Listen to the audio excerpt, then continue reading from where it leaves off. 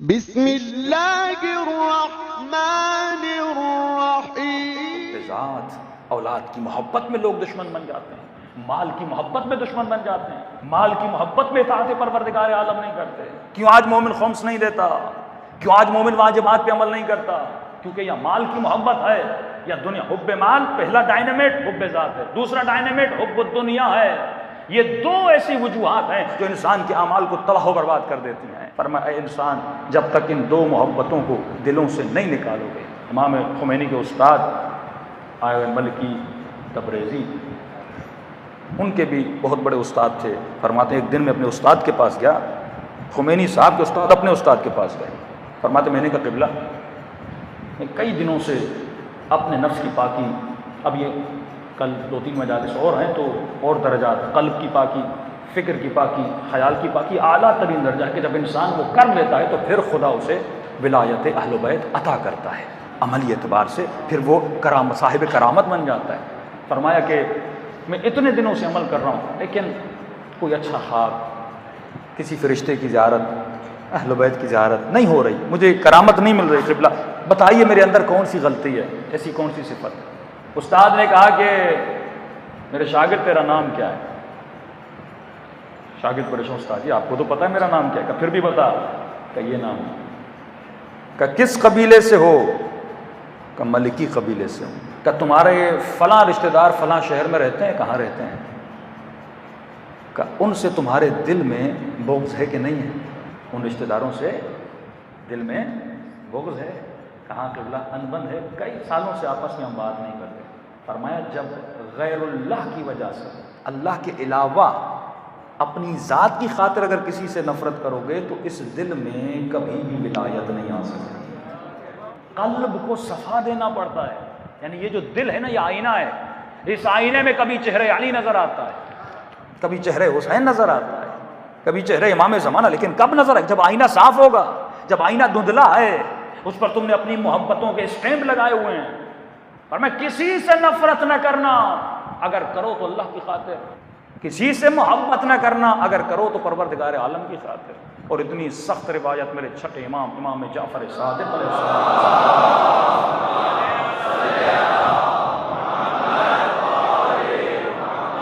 میرے مولا فرماتے ہیں کہ اگر مومن سے ناراض ہو، علی والا علی والے سے ناراض ہو جائے۔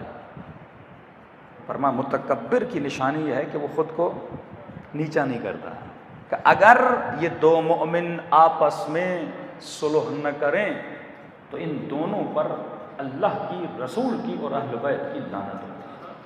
3 دن کا الٹیمیٹم دیا ہے، 3 دن سے زیادہ۔ اس کا مطلب اس کا دل ناپاک ہے، اس نے آپس میں لڑائی کی، ظاہر ہے لڑائیاں پیسے کی وجہ سے یا مال کی وجہ سے، یا کسی نے مجھے گالی دی، تو تمام تر لڑائیوں میں ذات شامل ہے، اللہ تو ہے ہی نہیں بیچ میں۔ اس نے کہا کہ مولا دونوں پر، کہا کہ مولا قصور میرا نہیں ہے، قصور اس کا ہے۔ پر میں اگر اس کا بھی قصور ہے تو 3 دن تیرے پاس مہلت ہے، اس کے دروازے پہ چلا جا اور کہ اے مومن اگر میری غلطی ہے تو مجھے معاف کر دے، اگر تیری غلطی ہے میں نے تجھے معاف کیا، اس کی مرضی ہے وہ تیرے ساتھ صلح کرے یا نہ کرے۔ پر میں اب اگر تو اس کے دروازے سے واپس آتا ہے، لعنت تیرے سر سے اٹھ جاتی ہے۔ اگر وہ بغض ابھی بھی دل میں رکھ کر بیٹھا، اس کے سر پر کھڑی رہتی ہے۔ اچھا ہمارے صلح کس طرح ہوتا ہے؟ کہتے مولانا معاف کر دیا، لیکن دل میں گالیاں دے رہے ہوتے ہیں۔ یہ معافی نہیں ہے، جب تک دل سے قدورت کمپلیٹلی نکال نہ دو، جب تک دل میں اس کے لیے ذرہ برابر بھی برا نہ ہو، ہمیں مولانا معاف کر دیا، یہ منافقت ہے۔ بڑے بڑے لوگ آپس میں لڑتے ہیں لیکن میٹنگز میں، سٹنگز میں آپس میں سیاستدانوں کی طرح گلے ملتے ہیں، لیکن دل میں ایسی ایک دوسرے کو گالیاں دے رہے ہوتے ہیں۔ یہ کردار اہل بیت کے چاہنے والے کا نہیں ہے۔ جب دل میلا ہے، تمام تر معارف قلب کے توسط سے آپ کے خیال میں آتے ہیں۔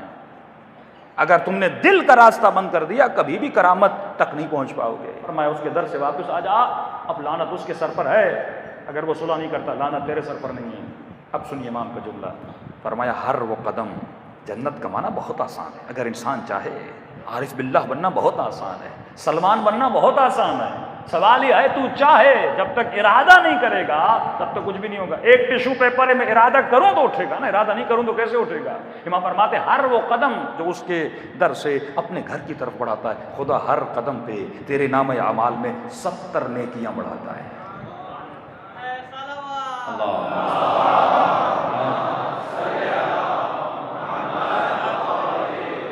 اور جب تک تو گھر تک پہنچتا ہے خدا تیرے نام اعمال میں 70 مقبول حجوں کا ثواب لکھ لیتا ہے. فتح میں حج مل رہے ہیں لیکن حب ذات کی وجہ سے مجال ہے جو میں کسی کے سامنے تھوڑا جھکوں. یہی جھکنا کیوں کہا کہ سجدہ کرو؟ تاکہ تیری انا مرے، تیرا تکبر مرے. خاک پہ اپنا ماتھا رکھو تاکہ تمہارا تکبر مر جائے. ہاں کیوں کہا والدین کی اطاعت واجب ہے؟ گھر جاؤ تو اپنے والدین کے ہاتھوں کا بوسہ لیا کرو، کبھی باپ کے پاؤں کی مالش کیا کرو، کبھی ماں کے پاؤں دبایا کرو. اس سے تمہارا تکبر، ہاں میں بڑا ہو گیا، میرے بچے ہیں، میں صاحب اولاد ہوں، سفید داڑھی والا، ماں کے پاؤں دباؤں، اس کا مطلب تمہارے اندر تکبر ہے، تم خود کو بڑا سمجھ رہے ہو. جتنا تم اپنے وجود میں خضوع اور خشوع لاؤ گے، جھکاوٹ لاؤ گے، اللہ کے سامنے اطاعت کرو گے، تو کیا ہو جائے گا؟ جب دل تمہارا نرم ہو جائے گا، اب محبت خدا تمہارے دل میں جلوہ گر ہوگی. آخری جملہ امام کو سنیے، فرمایا 70 مقبول حج، 70 نیکیاں ہر قدم پہ. فرمایا اب اسی حالت میں اگر یہ رات کو سو جائے اور اس کی روح پرواز ہو جائے، اسی حالت میں اگر یہ رات کو سو جائے اور روح پرواز ہو جائے، اللہ کہے گا لکھو اس کے نام اعمال میں یہ شہید ہو کر دنیا سے چلا گیا.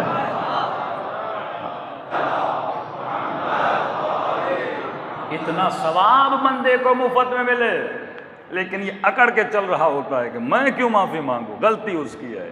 فرمایا بے وقوف کی نشانی یہی ہے کہ وہ کبھی اپنی غلطی نہیں مانتا، 10 ریزن دیتا ہے، یہ اس نے یہ کیا، اس نے وہ کیا. لیکن فرمایا جو عقل مند ہے فوراً اپنی غلطی کو کیا کر لیتا ہے؟